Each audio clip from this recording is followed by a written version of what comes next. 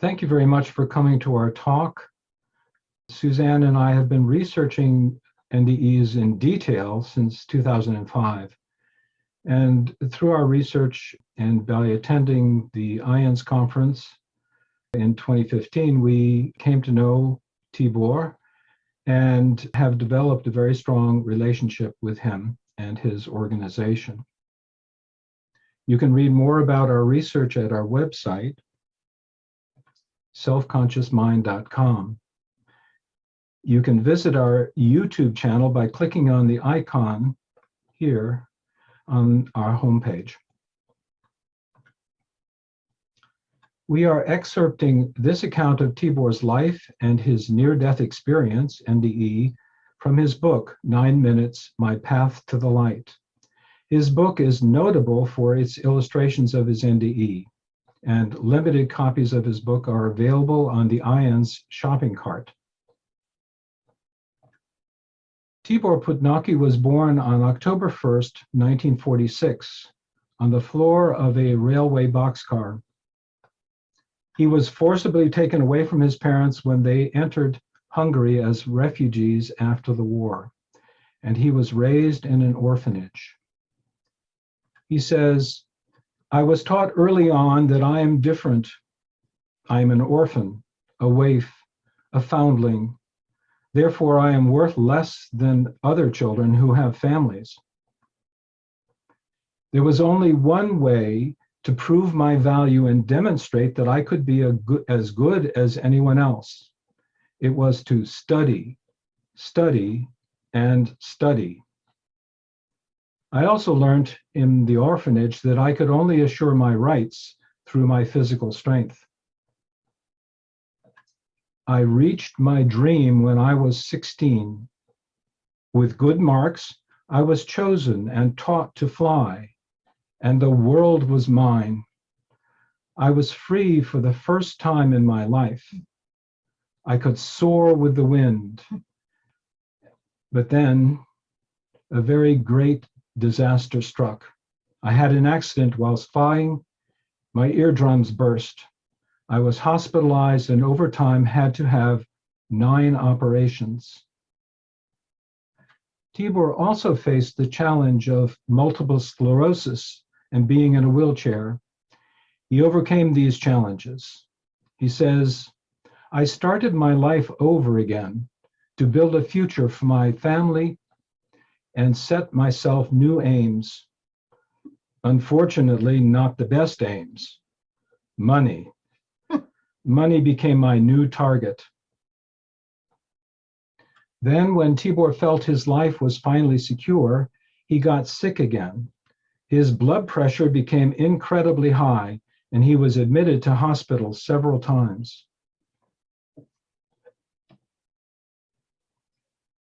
Tibor's NDE story begins at age 47. With his history of extremely high blood pressure, he takes regular blood pressure medication, but his condition doesn't change. At one point, his wife, Peroshka, can't measure his blood pressure, it's so high. Tibor becomes unconscious and is taken immediately to the county hospital, to the cardiac intensive care unit. Tibor wakes up the next morning, April 14th, 1994. Around 10 o'clock, he feels a ripping pain in his head and chest, all at once. He recognizes with sadness that his illness is coming again. However, now it starts differently. The pain is ripping in the head, getting sharper and more violent, as if something wants to tear itself out. This something is constricting, tightening more and more. Then it snaps with a sharp crack and is followed by silence, a deep silence. His body is suddenly weightless. He is levitating, levitating in the nothing. Pain disappears. and everything ceases around him. Then the nurse's anguished voice splits this silence. The patient is going. She dashes away for the doctor, who is busy with another patient. Tibor says, I can hear the patter of the feet from afar. I feel that the beds are pushed away and a fight starts to save somebody's life. They are desperate and they don't want to give up on this patient's life. Who can that patient be? This thought crosses my mind. Certainly he must be a very important person to solicit so much effort and to merit such a speed. I can see the bed with the patient on it and the doctor above the patient. The doctor fights hard. The doctor is usually so tolerant and silent, but now he sharply puts the nurse in her place. Insert the needle now, he orders. Note, it's common that the NDER does not recognize his own body. In this illustration, Tibor's spirit is standing behind the doctor and has this ethereal form.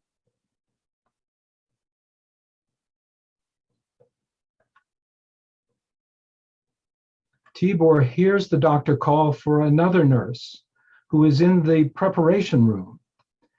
He thinks, what sort of room can that preparation room be? He says, at that very moment, I am suddenly engulfed in a kind of twilight, and I'm standing in the prep room. Note, NDErs move instantly by their thoughts, by what's called instantaneous displacement. The nurse opens the door of a glass medicine cabinet and places different things on the medical cart. She doesn't notice when a package falls from her hand and lands under the glass cabinet. Tibor says, I'm curious, what can be in this package? I see it is a metal injection needle. There's a letter on one side, the letter S. And the number 1 on its other side. Note, NDErs can see underneath objects and inside objects in the physical realm. Tibor says, I stand in the prep room again. The nurse has finished packing the cart and she is talking on the phone to her husband. She says, yes, I know that the children are ill. If they have a fever, call the pediatrician. His number is in red on the first page of the phone directory. Curiosity comes over me, Tibor says. Where is the nurse's husband calling from? Suddenly, a thick fog surrounds me and I am standing in the living room of a strange flat on the 3rd floor of an unknown building. There is a man standing, holding the phone, and he is rapidly turning pages of the phone directory. I tell him, first page, your wife has already told you. But he is not listening to me. He shuts the phone book, but miraculously it opens up to the first page. The doctor's number is written in red.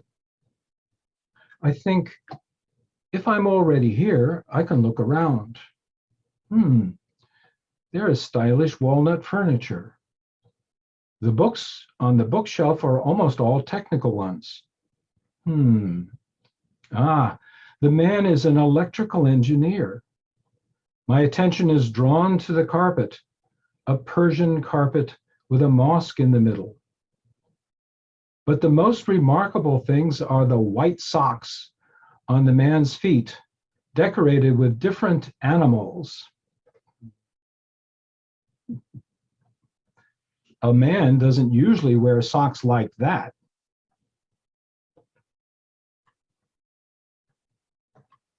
Then I feel that I'm weakening. I'm feeling overpowered by a kind of shivering. And the next moment, I am back in the hospital room. I have a strange, lonely feeling. I think something must be wrong with me. Everybody is busy around that patient. Why does no one take care of me? Who could that patient be? In the next moment, I'm leaning over him to take a look at his face. I wish I hadn't done it. I'm deeply shocked. The face is my own. But it cannot be. As I am here, that can't be me. There is only one of me, which is already too much. I take another look a bit closer. Yes, this face is mine. I know it well. I greet him in the mirror many times a day. But this is impossible. Am I there and here also? My spirit body appears to me as substanceless, and yet it still has a shape, sort of amoeba-like. It looks like white noise on a TV screen, black and white dots that are vibrant and flickering. My whole body is like this. It only then occurs to me that this strange body I now have has no weight. I'm a weightless floating thing. Although I have no arms, no legs, it feels like, in fact, I have them. The nurse, who was working in the prep room, just enters with her cart. The nurse looks straight at me and pushes the cart right through me. Now, this cannot be. It's impossible. It's nonsense. I turn to the doctor on the other side of the bed and try to catch his hand, his arm. But oddly enough, his body leaks through my fingers like a thick liquid. Note, this is a form of interaction between the non-material body and a physical body. I start shouting, "Please help me, doctor, help me. I don't know what happened to me." The doctor just keeps talking to himself. The nurse goes to the other side of the bed, and with a quick movement, she bends down to grab Tibor's hanging arm. The force of her rapid movement pushes Tibor's spirit body halfway into the wall. Tibor says, "Suddenly I'm half in and half out of the wall." Another impossible situation. This is crazy. Note, this is another form of interaction, a force exerted by a living person on an NDEr's body.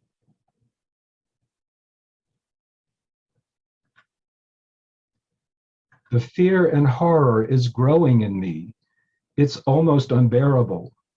When I can't stand it any longer, somewhere far in the distance, a little light appears. At the sight of this, some of the fear and horror disappears from me, and a wave of happiness and love fills my being. The light comes nearer and nearer. It fills the room with its shining warmth and light. I feel its warmth, not burning, not hurting, but pleasant, secure, a good sensation. I seem to be swimming, floating in this light, in the feeling of love. Then slowly, the light lovingly lifts me up. I am floating in the light. I have never experienced such a wonderful feeling. The light takes me higher and higher. We go through the ceiling, which seems to be quite natural. Note, NDErs easily go through solid objects like walls and ceilings. As we go higher, I look down and see the room below me. It's the surgical intensive care unit. I can see the beds and the patients on them. I feel as though I know the patients somehow, their names, ages, and illnesses. I know who came from where, and yes, I know how much time they have left till their return home. We are now floating higher and higher. I see the whole city from above. We are lifting higher and higher, and I see the whole earth at once. Everything is beautifully blue around me. I am traveling with the light itself towards a more beautiful, a more radiating light. It is unimaginable to the human mind. Then there are wonderful music tones around me, and I cry out with joy because I hear what seems like the music of the spheres, an unearthly divine symphony. Then we stop abruptly, like a fast elevator suddenly coming to a halt. I am in a huge hall. One of its walls starts to play with light. It looks like a huge screen with a film playing on it. Am I in a cinema watching a screen? Just as I wonder about the film, I realize it's not a film, it's my life. It runs from the moment of my birth through till my return home. I see myself as a crying baby just being born on the floor of a railway boxcar. I see the sick room at the orphanage where people took pity on me and on the other children who lay ill together with me. Then I feel the building shaking and the healthy children and the teachers anxiously shouting that there are tanks in the street. Note, this was the 1956 Hungarian Revolution when Tibor was 10. And slowly, slowly, I see every piece of my life, the results of my deeds and actions. I see both the good and bad actions alike. Note, the life review screen is split, showing the lower part here, how Tibor acted, and in the upper part, how he could have acted in each scene. This distinction, what one could have done, is made in many life reviews. The light, he, is just there next to me, sometimes smiling encouragingly at me during the tough moments of my life, without judgment. And in this moment, I see all those times again when love had been present in others, but not in me. Many times, I was angry or cross with people because I was constantly hurt, humiliated, or kicked by them. If someone approached me with kindness, I could not believe it, and I turned away, ran away from them. Now I see how my attitude prevented me from experiencing many good things, and the loss is burning me. I see and feel what others feel when I hurt them, bullied them, or just had been nasty to them. I feel their pain, and it hurts that I was the one causing it. I see those parts of my life that I ruined with my stubbornness.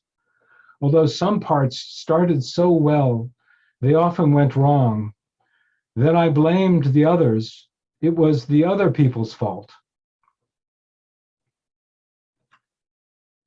I wish I could make up for it all. But still, it should be told. Yes, it should be told to people. Look, this is how I lived, how I acted. Don't you do the same. Don't live like me. And probably add, oh my God.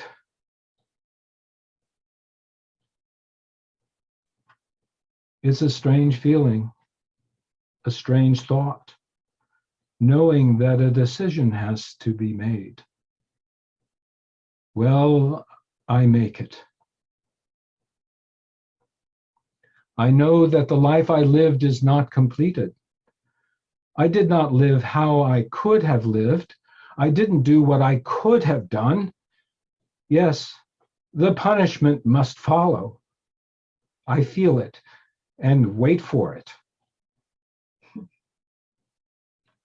He speaks. Have no worry. There is no problem. All can be redeemed. I'm totally astonished. Something is not clear here. Something is not okay. Did he misunderstand something? I obviously felt messed up. Is there anything worse than that? Is there? The voice speaks again in an even kinder, resonating tone. Have no worry. There is no problem. There is no problem. All can be redeemed. All can be redeemed.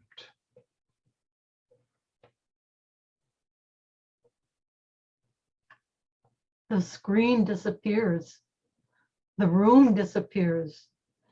And we slowly begin to move upwards, further and further. The light becomes brighter. The sound of music is already pulsating inside me, around me. And somewhere in the far distance, big gates are opening. Light pours out from them, a magnificent, miraculous light. I feel the gate is inviting me, waiting for me. I have to go there. Yes, there it is. There is a city of light which is my home, everyone's home. This is where I came from. I am going there. I am going home. Then, as if some stars are streaming towards me, I recognize beings drawing near. They are brothers, sisters. Yes, these beings are like me, only they are more beautiful, cleaner, lighter. Note, other NDErs report seeing similar spiritual beings as are depicted here in their NDE. These are not flesh and bone brothers, sisters, but brother-sister beings. They surround me and I feel that we know each other as if we were together for many, many lives. These starry beings are shining around me and they speak. Yes, they speak to me. Brother, have you come? Brother, we have been waiting for you. It is the most wonderful feeling to feel and know that they were waiting for me. Somebody is waiting for me. I am drawn closer and closer to the light that is pouring out through the gates. The gates are opening. A wonderful feeling pervades me. Oh no, something is not right. At the gate, a kind of white line, the threshold, appears. Its oscillating light causes me pain. Suddenly, an urgency fills me. Go faster. We must get beyond this as soon as possible. It does not bode well, not at all. At the gate, the threshold grows immensely. There he is on the threshold. I see a beautiful palm, and in its center, a triangle. And inside the triangle, a living, shining eye emanates warmth. It is miraculous. It is the all-seeing eye of the universe. Now I hear a resonating voice. Not yet. You cannot enter yet. You have decided, so you cannot enter yet. You made a decision, I think, but I have not decided. What would I dare to make how would I dare to make a decision in his presence? No, no, I have not decided anything. I have my place there beyond the threshold. My home awaits me there. There is nothing behind me but a ruined life that I myself have spoiled with pain and a multitude of mistakes. No, not that. I'm going home. But the hand stops me again and again. Without hurting me or causing me pain, it commands me to stop. I inwardly protest. But I could not have made a decision. The city of light is in front of me. All that is behind me is a sick, a suffering body full of pain, distress, anger, and hate. I am no longer that. I'm going home. He speaks again more kindly, more soothingly. It is not yet possible, since you have decided. You have decided. What could this decision be? What could I have decided? Since he is saying it, it must be so. A feeling passes through me, a thought. People should be warned not to live like this. Oh my God, they should be told not to act like this. Was this a decision? It was my feeling, perhaps my thought. Perhaps I did feel this way. But if he takes it for a decision, then perhaps it was I truly feeling this. If so, then I accept it.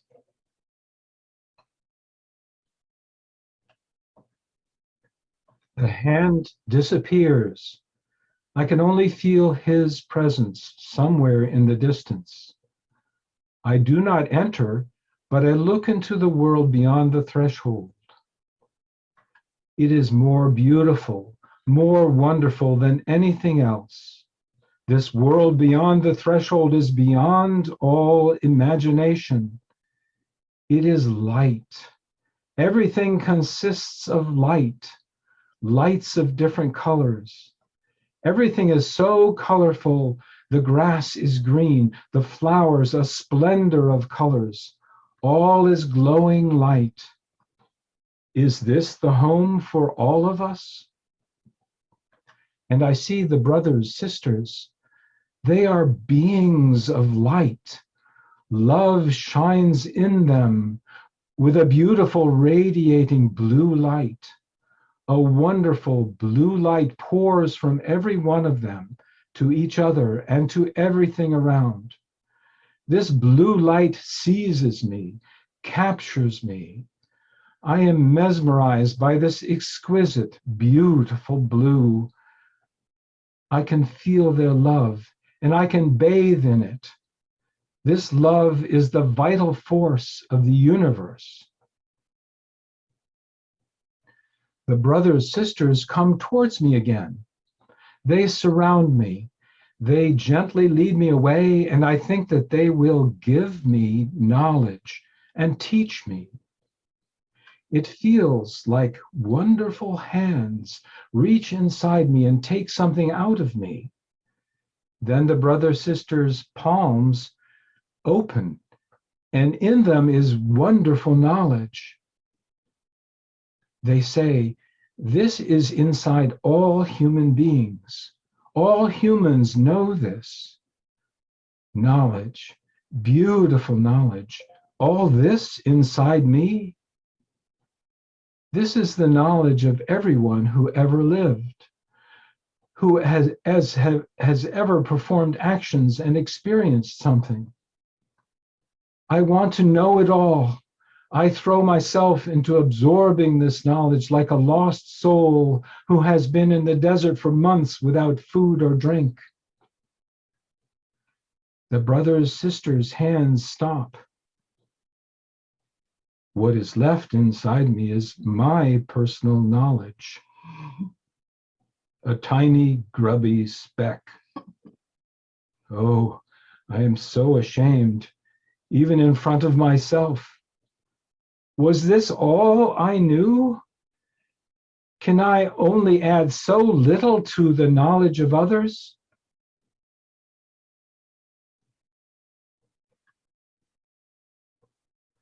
I can still see the world beyond the threshold. I can see the past of many people. I can see ancient man who hesitatingly holds a stone and drops it in front of himself since he is not yet capable of throwing it. I see it. Yes, and I can see the rockets hurtling across space like some wonderful spacecraft. Simultaneously, past, present, and future are there. I can see the lives of many humans at the same time. This is what was and what will be the life of others.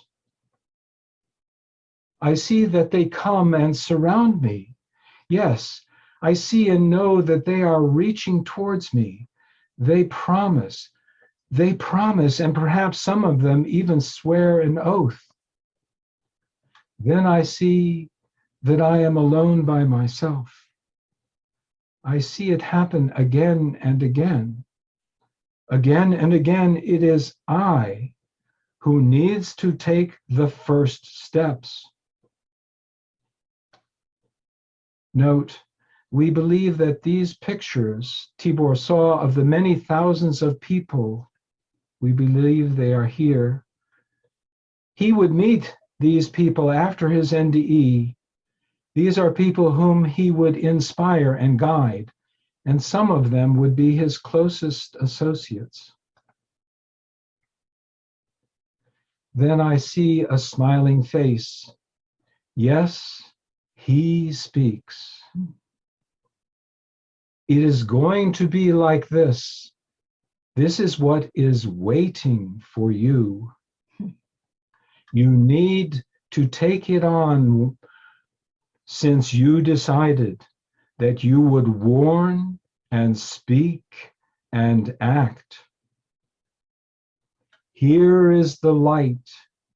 Here is the love. It is now time. Go now. Go.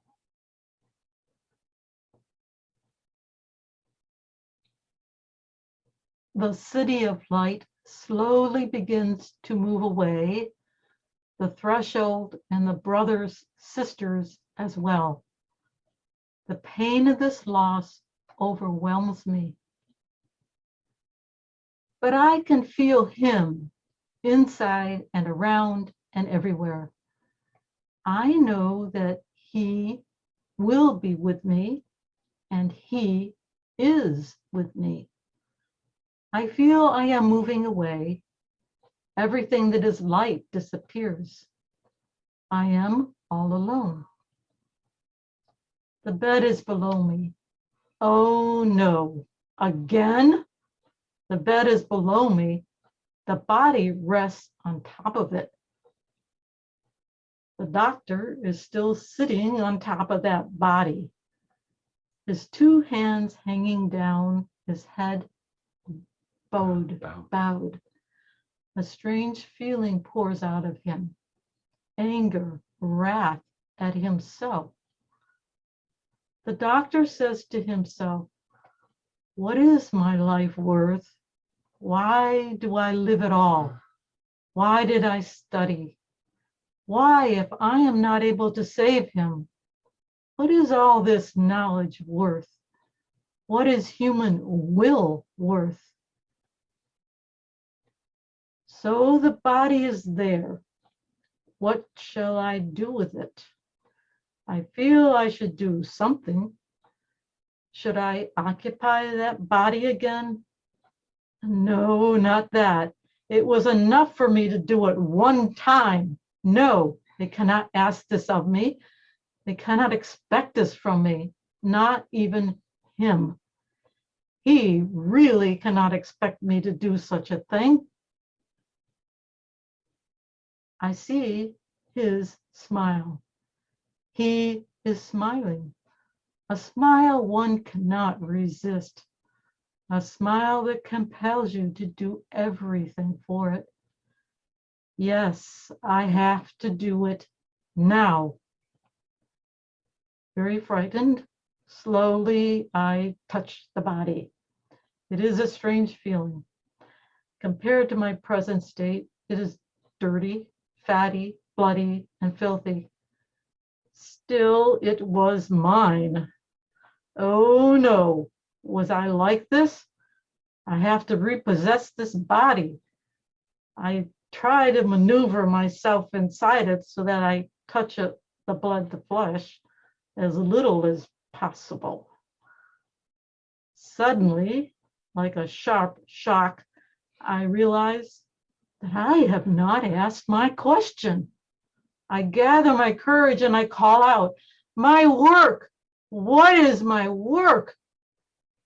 I wait for the gentle, resounding voice to calmly tell me what to do.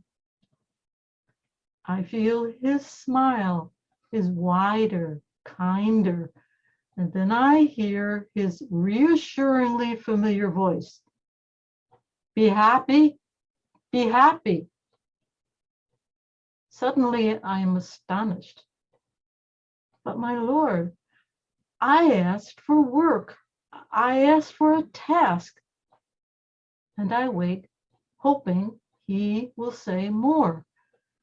But he repeats his words. Be happy, be happy. But give me work. Oh, give me work to make my life useful, to give my existence meaning. I feel his smile caressing me, gently embracing me, and again he tells me, be happy, be happy. I feel a distance growing, and he is slipping away from me, but I still hear him. The new commandment, the new commandment, the new commandment. I do not understand what the new commandment is, but I know I will check it. Then a kind of strange feeling. Yes, I can feel this is my body. I feel my blood pulsating. I feel the air pouring into my lungs. Then my whole body is terribly heavy, as if a great weight descends on me. The doctor is jumping on me. I can hear his voice. He lives, he is alive. Note, Tibor later found out that the new commandment in the Gospel of John refers to Christ's commandment that he gave his disciples the night before his own death, to love one another as I have loved you.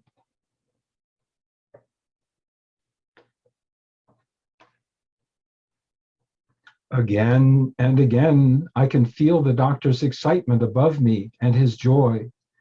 The instrument recording the heartbeat registers that there was a 9-minute interval between heartbeats. 9 minutes of inestimable value for me. In these minutes, there was more sense, more feeling, more love than ever before known in my life. Then I fall into a deep sleep, a soothing, calming sleep. About 2 hours later, I slowly wake up.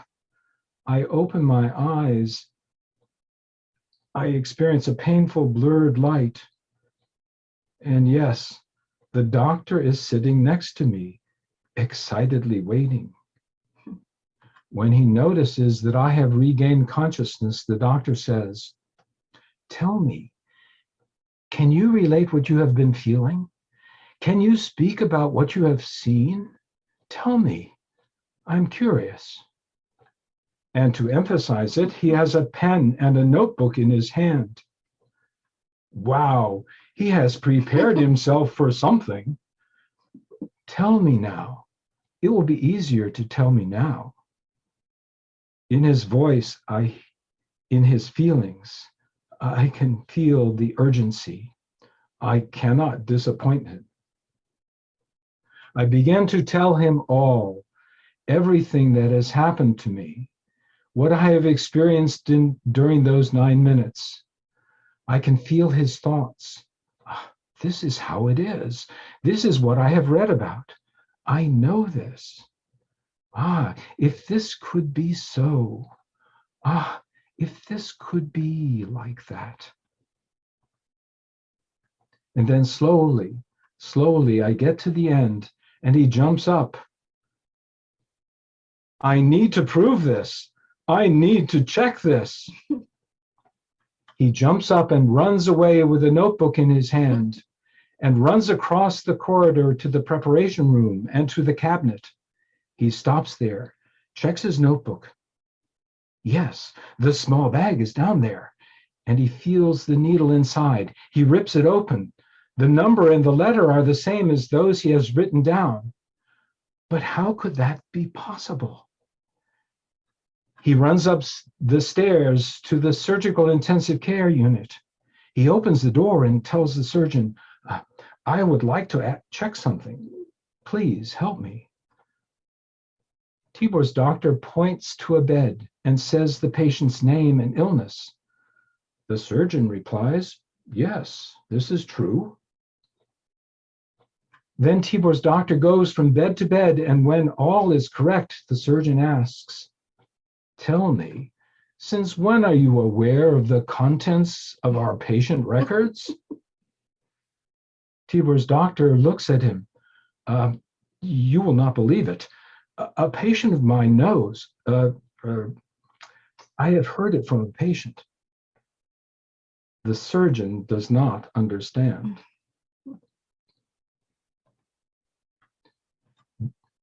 Then Tibor's doctor asks the prep room nurse, "Do you know the patient? He says he visited your apartment." The nurse protests, "Oh, no, no." "Are you sure?" The nurse is quite definite. "Yes, yes." The doctor starts to read the description of the apartment, what the carpet looks like, the furniture with its beautiful carving, the books, the bed, everything. The nurse is astonished. "Yes, yes, yes." The doctor is now really shaken. "It's impossible because I was sitting on him. To believe this, I must see it with my own eyes. I am sure it will not look the same." The nurse agrees to drive him to her apartment. Hours later, the patient awakens. The doctor is standing there awkwardly and says, "Everything is as you said it was. Everything. And look, here are the socks, white with red animal figures on them." The patient's face breaks into a smile. The doctor also smiles as he remembers what the patient had said about the one wearing the socks. The doctor says, "But here are the socks. This proves that everything which is impossible is possible." The doctor wishes to test the patient. Last week, an important surgical cloth got lost here. The surgeon left it here somewhere. We are still looking for it. Have you seen it somewhere, maybe? The patient smiles and points to an 8-foot-tall cabinet and says, "There it is on the top, gathering dust." The doctor climbs on a chair and with difficulty retrieves the cloth. But I sat on the patient. He could only have seen it from above. Note, Tibor did not see the cloth while out of body, but just knew where it was. This unusual access to all knowledge is common in NDErs, especially just after their experience. After his recovery, Tibor still has extremely high blood pressure, but otherwise appears normal. He is transferred immediately to a clinic in Budapest and is kept with other special patients.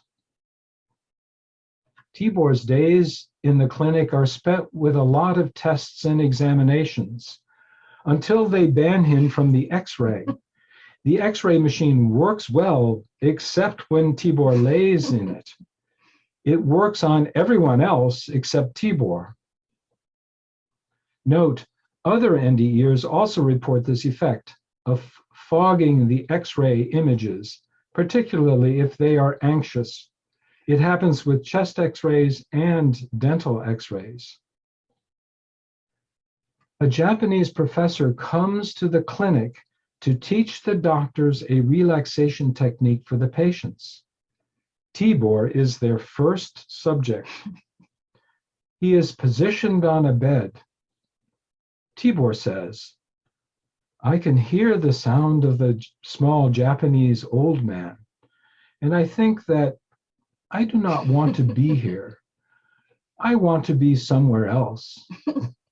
I feel as if I am lifting up, like being in an elevator, rapidly ascending. All starts to move with me and around me. When it stops, I am in a wonderful flower-filled meadow. It's beautiful.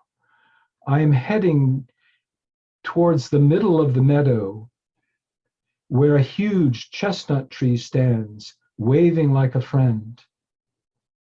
I run towards it, embrace it. I can feel that it is alive. I feel life in it and feelings."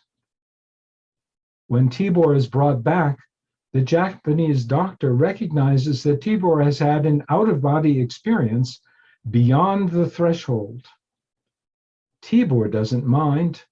He takes advantage of the opportunity to visit the brothers and sisters in their realm. He says, "I learnt the text of the relaxation. I repeated it and said it through again and again. Then whenever I had a chance, I went there with closed eyes. It was simple. I just wanted to be there, and I was there. The brothers and sisters were waiting for me, and we talked and talked, but mostly we did nothing but loved each other."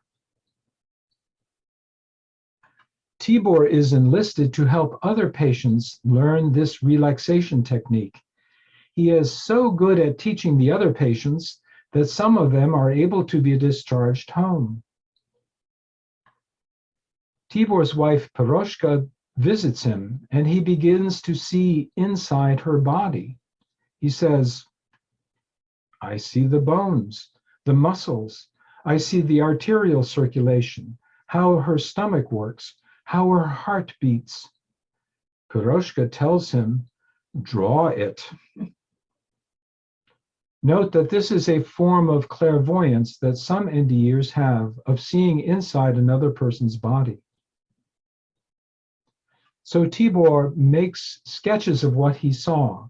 For example, her brain.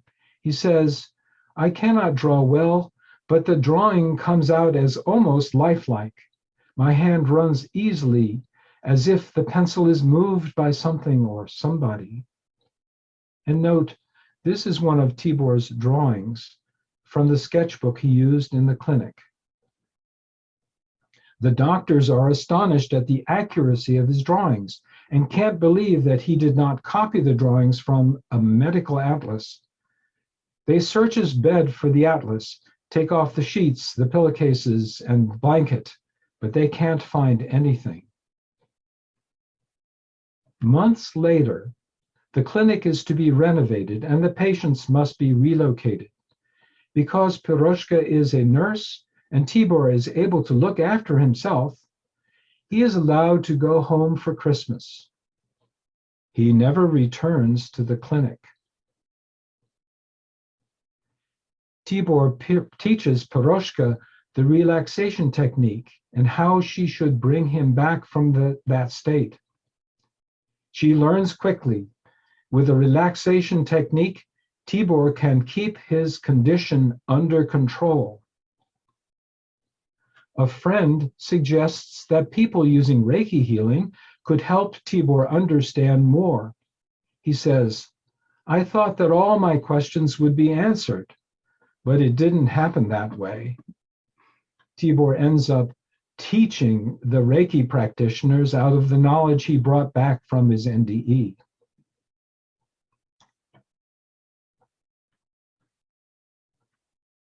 Tibor first told his NDE story in public in 1996. He knew that he could not simply talk about love because love is invisible here on the earth without actions and deeds. Also, he didn't want to fulfill his task of being happy alone, but with others. He thought, if I want to mirror the world of love on earth, to bring the mysterious body of God to earth, then I need to work together with others. If people do a task together, they have more power as a group to fulfill that task.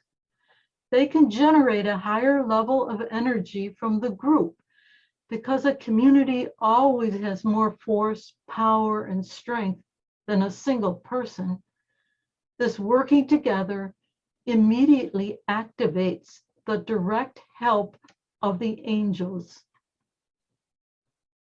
Thus, Tibor organized a living organization, the Light of Love Foundation, where a living force, the light of love, is working.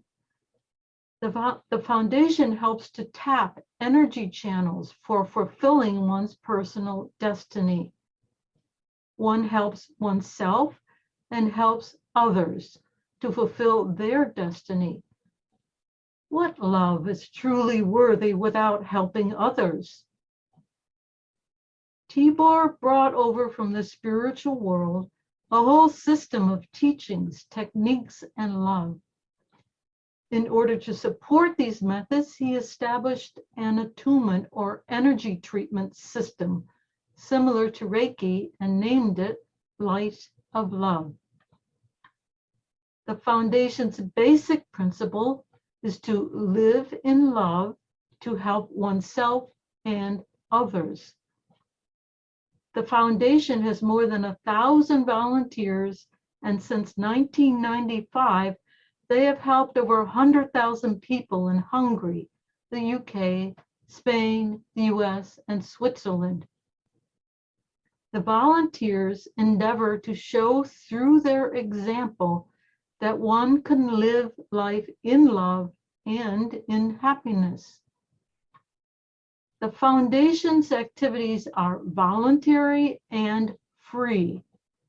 The volunteer has the opportunity, through the free will massage, for instance, to act in love and thereby also receive the energy of love. One does not need special skills or knowledge. Love belongs to all of us, and in all life situations, it is possible to experience love. One example of Tibor helping others out of love happened in 2010 when Tibor gave a lecture in a detention center for youth in South Africa. The boys shown here promised Tibor that they would go on to live a life worthy of a human being. The foundation has two centers, one in Budapest and one in the village of Corral, about 2.5 hours drive from Budapest. The Corral Rural Center is used for various camps and other foundation activities, for example, drummer practice. The Rural Center features a main assembly hall called the Ark, a dormitory and dining hall, several yurts, and an open shelter. The Ark of the Soul Assembly Hall was designed by Tibor to look like you're in the hull of an upside-down boat. It's a place for meditation and contemplation. In the front of the building are symbols that Tibor brought back from his NDE and the symbol of the Light of Love Foundation. A unique feature of the Ark are the angled mirrors above the window running the length of the building and overhead in the front of the hall. The effect of the mirrors is that the whole community is reflected to one another when they are assembled together. It's also a play on the saying, as below, so above.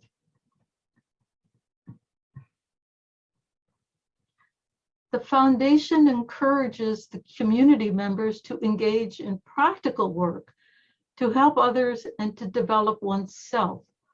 For example, massages for back, hands, and feet. Camps for harmonization, relaxation, and self-development or self-knowledge. Gymnastics for posture development. Preserving one's cultural heritage. For example, the traditional Hungarian drumming, but with a new style of presentation and the group's own compositions. Cultivating one's talents in art, music, dance, and movement, and performing for the public and in the annual cultural gathering.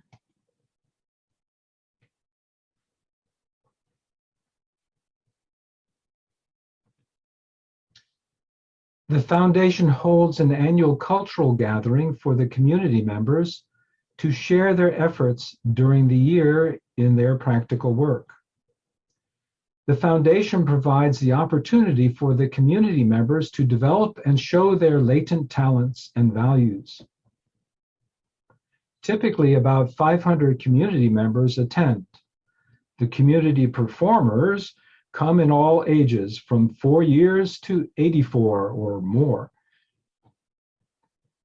Some members demonstrate their practical work in an artistic way, for example, an artistic presentation of gymnastic exercises.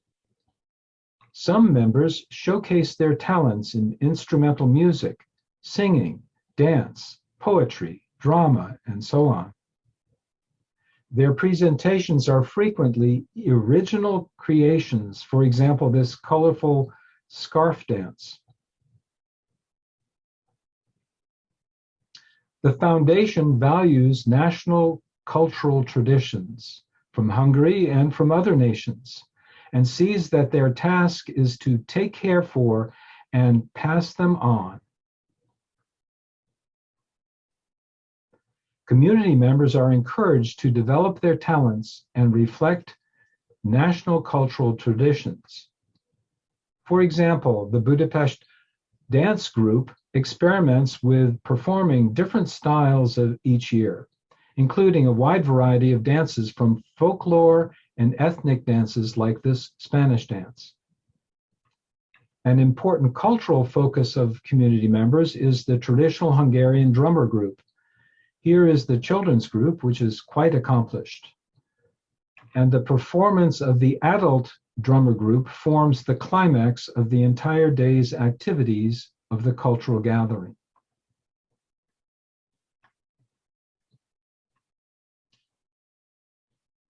Regarding the relationship of the Light of Love Foundation to IANS, Members of the foundation have attended IANS conferences in 2015 in San Antonio, Texas, 2016 in Orlando, Florida, and 2017 in Westminster, Colorado. Robert and Suzanne attended the foundation's cultural gathering in May 2016 in Hungary, and also in 2018. In 2016, Robert addressed the cultural gathering audience on behalf of the IANS Board of Directors and the IANS members.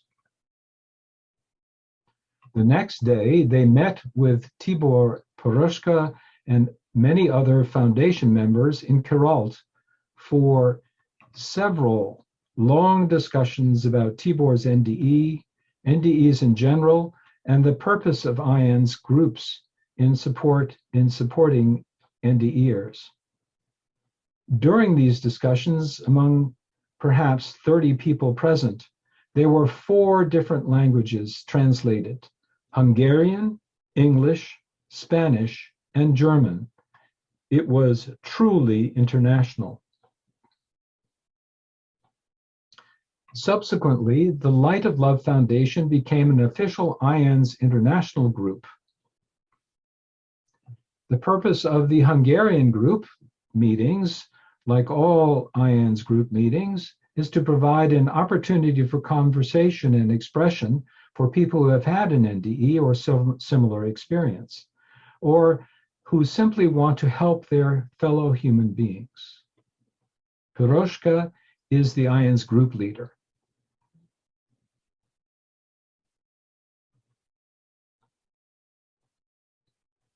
NDErs frequently report that we plan our life on earth before our birth.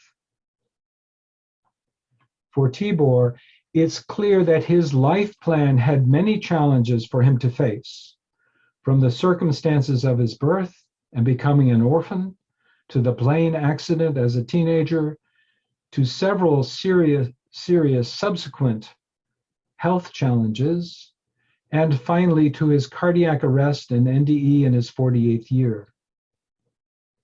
Despite the many trials and setbacks in Tibor's life, we can see the weaving of destiny in his life leading up to his NDE. Tibor's life review contrasted what he did with what he could have done. He underwent a life-transforming turnaround, the decision that people should be told not to live the way he had. This decision became his life task. But Tibor could not simply talk about his NDE and about love, because love is made visible here on earth only through actions and deeds. So Tibor devoted the last third of his life teaching and showing people how they could live and grow in the light of love together in a community. The Light of Love Foundation activities are a testament of the wisdom and guidance of the spiritual forces working through Tibor, with the principles of unconditional love, recognition and acceptance of the uniqueness of each individual, and total freedom, acting only out of one's own conscience. The stark contrast between the abandonment and loneliness of Tibor's childhood with the love in the community of thousands of people in the foundation shows the transformative power of his NDE. It is now the task of those who remain to carry on Tibor's vision. His guidance and love are always active with us all. He is with us always. So thank you. Thank you for your attention.